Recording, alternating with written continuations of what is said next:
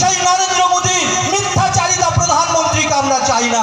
তাই আসুন আমরা বাংলায় নতুন সূর্যের আগমন যিনি নিয়ে এসছেন তিনি হচ্ছেন আমাদের মাননীয় মুখ্যমন্ত্রী মমতা বন্দ্যোপাধ্যায়। তার হাতকে শক্ত করার জন্য আর বিশেষ করে আমাদের উত্তর 24 পরগনার যিনি হচ্ছেন আমাদের উন্নয়নের কান্ডারি শ্রী জ্যোতিপ্রিয় মল্লিকের নেতৃত্বে আমাদের উত্তর 24 পরগনায় আমরা 5-এ 5 করব।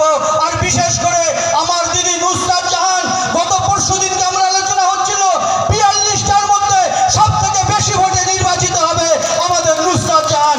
আপনারা 21শে মে আপনারা সেগুলো বুঝে নেবেন।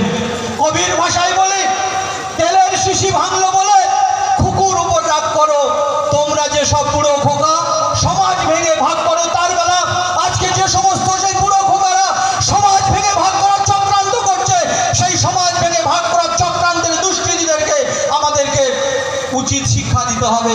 একদিকে সংবিধানকে প্রতিষ্ঠিত করার নির্বাচন, আর একদিকে উন্নয়নকে যারা ডিস্ট্রয় করে দিচ্ছে তাদের বিরুদ্ধে আমাদের লড়াই করতে হবে। আজকে আপনি বলুন, আজকে যে নির্বাচনে আমরা এগিয়ে যাচ্ছি, আপনি বলুন তো আমরা কে কি খাবো, কে কি পড়বো?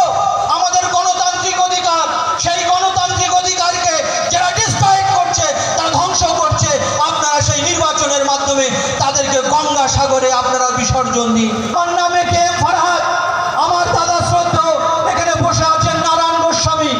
আমরা যখন রক্ত দিই, রক্তদান শিবির করি, আমি একে ফরহাদ যখন রক্ত দিই কোনোদিন বলি না যে টিপু সুলতান মসজিদের ইমাম না খোদা মসজিদের ইমামের রক্ত আমার ভাইকে দিতে হবে। আমরা সঙ্গে সঙ্গে দৌড়ে যাই, দৌড়ে গিয়ে বলি আমার ভাই অসুস্থ, তাকে বাঁচানোর জন্য রক্ত দিন, রক্ত দিন, রক্তের বিনিময়ে আমার ভাই বেঁচে থাকবে। ঠিক তদ্রূপ নারায়ণ গোস্বামীর ভাই যখন, নারায়ণ গোস্বামীর দাদা যখন অসুস্থ হয়ে যায়, রক্তের জন্য যখন ব্লাড ব্যাংকে গিয়ে দাঁড়িয়ে যায়, তখন কোনোদিন বলেন না যে নারায়ণ গোস্বামী অনির্বাণ চ্যাটার্জির রক্ত লাগবে। কারণ রক্তের কোনো বিভাজন নেই, রক্তের রং লাল, রক্তে আনে সম্প্রীতি, রক্তে আনে সভ্যতা, রক্তের আনে মিলন। আজকে সেই রক্তকে নিয়ে যারা বিভাজন করছে আপনারা তার জবাব দেবেন না? একদিকে মমতা বন্দ্যোপাধ্যায় যে উন্নয়ন করছে, আজকে যে ডেভেলপমেন্ট করছে, যে শান্তির বাতাবরণ প্রতিষ্ঠিত করছে, আপনি বলুন, বিশ্বাস করুন, একদিকে যখন হজ সম্পন্ন হয়, আজকে ভারতবর্ষের কাছে হজ একটা মডেল হয়ে গিয়েছে। আজকে ভারতবর্ষের মানুষ পশ্চিমবঙ্গ সরকার কাছে এসে শিক্ষা নেয় যে তিনি কিভাবে করছেন। আজকে আপনি এয়ারপোর্টে যাবেন, লক্ষ লক্ষ হাজি সাহেবরা যখন হজে যান, তাদের বাড়ির লোকজনদেরকে তাদের পানীয় জলের ব্যবস্থা, টয়লেটের ব্যবস্থা, সমস্ত কিছু আমরা সুসম্পন্ন করি এবং মাননীয় মুখ্যমন্ত্রী তিনি সার্প্রাইজ ভিজিট দেন যে আমরা ঠিকঠাক কাজ করছি কিনা। ঠিক তদ্রূপ যখন গঙ্গা সাগরে মেলা হয়, আমরাও গঙ্গা সাগরে গিয়ে সেই পুণ্যার্থী যাত্রীদেরকে আমরা সেবা করি। এটাই হচ্ছে কৃষ্টি কালচার, এটাই হচ্ছে সভ্যতার বাতাবরণ। আসুন সেই সভ্যতাকে যারা বিনষ্ট করার চক্রান্ত করছে, আমরা ভোটের মাধ্যমে, আমরা গণতন্ত্রের পদ্ধতির মধ্য দিয়ে আমরা সেই তার যোগ্য জবাব দিতে চাই।